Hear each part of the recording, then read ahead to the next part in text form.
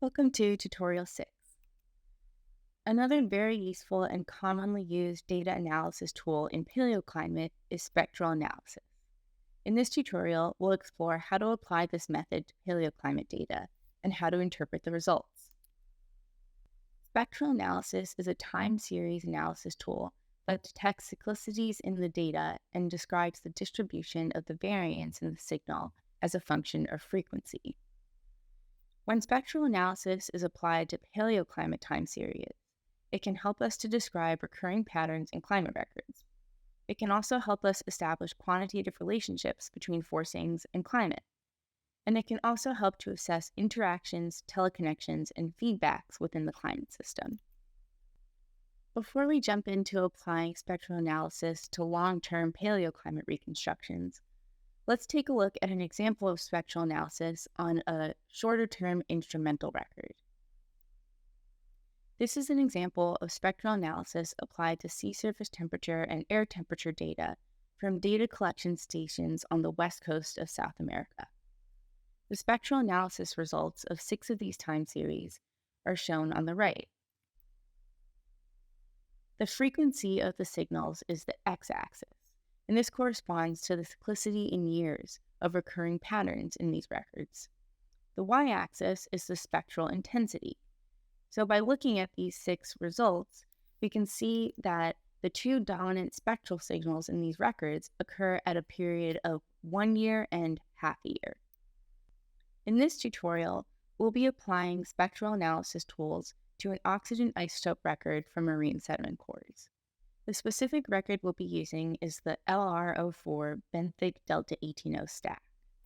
This is a compilation of 57 globally distributed delta 18O records that are measured on marine sediment cores, and this entire record spans the past 5.3 million years.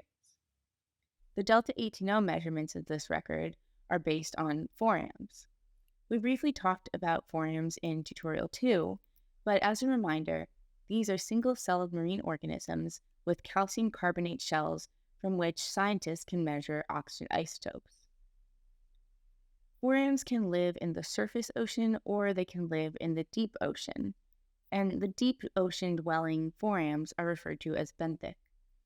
The LR04 delta 18O record is based on measurements of these benthic forams, and these track changes in global ice volume and deep ocean temperature. So we already went into detail about how isotopes and ice cores record changes in climate. And we briefly mentioned that isotopes of forams record changes in temperature as well. But we haven't quite figured out the details of this yet. So let's explore this a bit further to understand how the oxygen isotopes of the Foraminifera in marine sediments actually are recording changes in temperature.